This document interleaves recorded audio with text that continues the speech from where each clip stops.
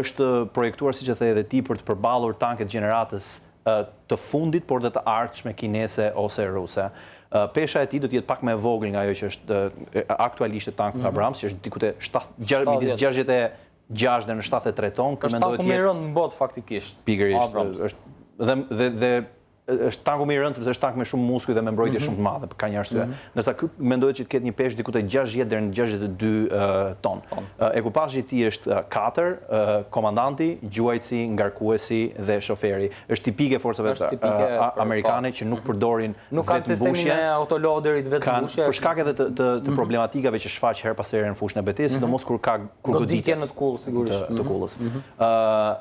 Ka një shpejtësi deri në 67 km/h, relativisht e madhe dhe një autonomi shumë e madhe për tank. Është tepër tank mjet me zinxhir për ta bërë këtë gjë edhe në terren të asfaltuar ose terren fushor, le të themi.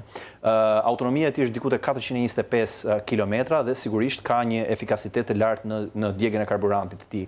Arma kryesore si gjithmonë topi 120 mm që është standard.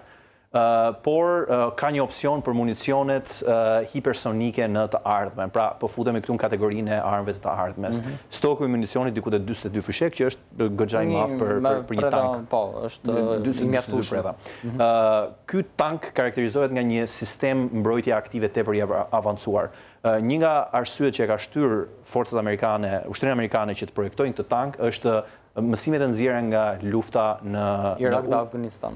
Por edhe së fundmi në Ukrainë dhe Rusi, ku lufta ajrore dhe në veçantia ajo e dronëve dhe goditjet nga sipër që u bëhen tankat, kanë parë një çmobilizim të madh të tankeve kryesore të betejës, por edhe të mjeteve të tjera të luftimit të rënd. Prandaj, ky ka një sistem tepër të avancuar të mbrojtjes, ku jo vetëm ka kamera dhe sensor 360 gradë, ka një radar të afërt dhe të largët për të interceptuar dronit, por dhe një sistem kundër granathethësve, pra RPG-t tipike që ne njohim, por në të njëjtën kohë mund të integrohet dhe me sisteme të tjera për t'ia dërguar këto sinjale në të njëjtën kohë. Pra, është i pajisur sigurisht me armatim dytësor 12.7-shin, por edhe 7.62-shin, sigurisht. Pra, që përdor shoferi dhe mitralieri.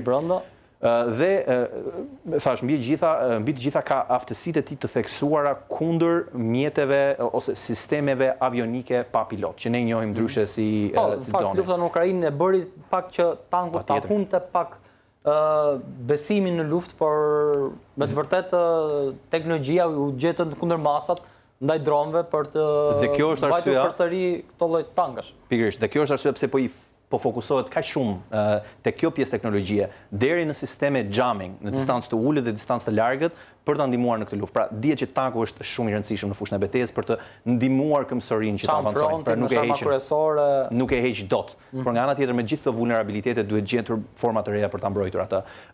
Si tank ka një reduktim të madh të gjurmës termike po dhe akustike të tij, pra tipikisht ato bëjnë shumë gjurmë, por prodhojnë çlirojnë dhe shumë nxehtësi.